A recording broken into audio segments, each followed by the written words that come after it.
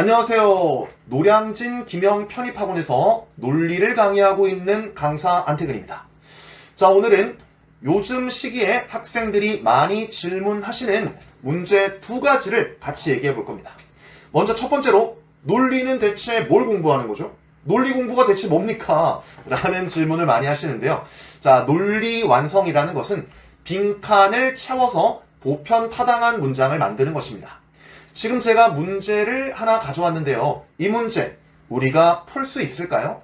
답은 1, 2, 3, 4번 중에 무엇일까요? 우리는 이 문제를 아직 풀 수 없습니다.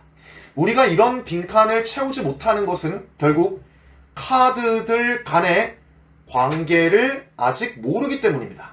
그러니까 이런 문제를 풀기 전에는 당연히 카드들 간의 관계를 알고 계셔야 됩니다. 자, 관계 정리 제가 해놓은 거 한번 보시죠. 원숭이 카드는 송아지에 반대되는 카드예요. 그리고 사과는 수박이랑 같은 카드이고요. 참외랑은 반대되는 카드입니다. 그럼 한번 풀어보죠.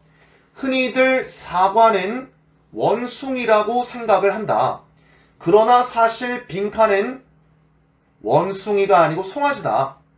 자, 그러면 그러나라는 역접의 시그널이 있었습니다. 그러면은 사과의 반대말로 참외가 들어가야 할까요? 아닙니다.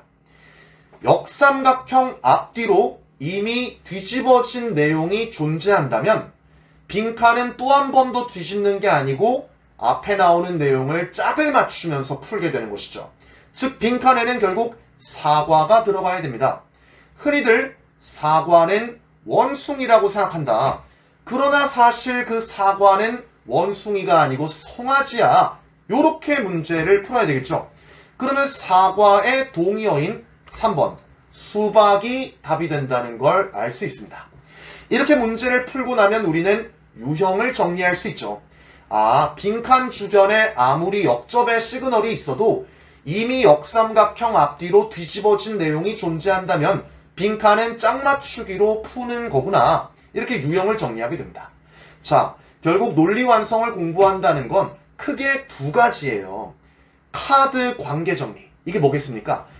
지문에 나온, 논리 문제에 나온 단어들의 관계를 정리하는 거. 이게 중요하고요. 두 번째로는 풀이 방법, 유형별로 정리하는 게 중요한 거죠. 이 두 가지를 공부하는 것이다 라고 생각을 해주시면 되겠습니다. 복습하실 때도 이 점에 포인트를 맞춰서 복습을 해야 되겠고요.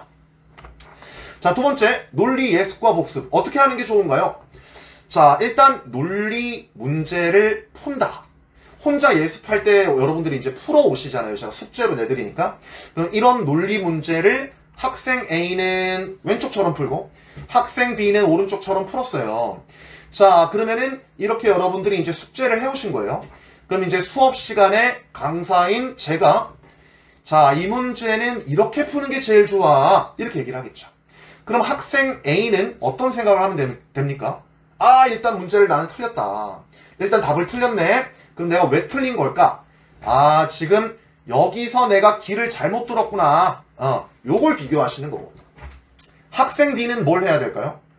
아, 내가 답을 맞추기로 했는데 강사 안태근이 하는 길과 내가 가는 길이 좀 다르구나.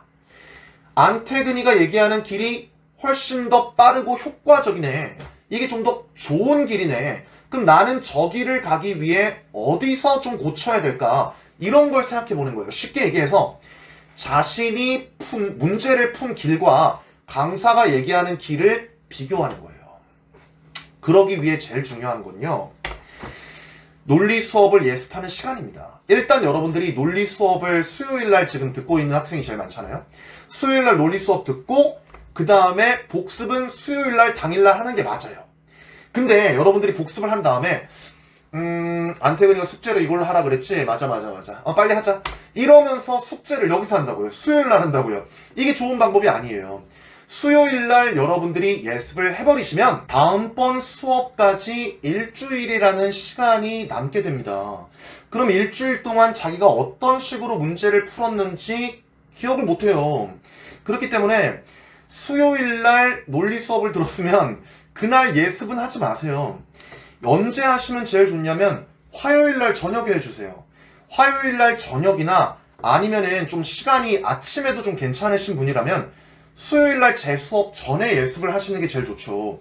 그러면은 여러분들이 문제를 푸시고 자신이 어떻게 풀었는지 그 길이 기억나요.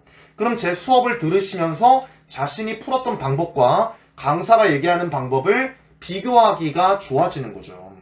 자, 그래서 예습을 수업과 좀 가까운 시간대에 해달라라는 말씀을 꼭 드리고 싶습니다. 마지막으로 여러분들께 하고 싶은 이야기를 적어왔어요. 자, 마지막으로 이 얘기를 드리고 마치도록 하겠습니다.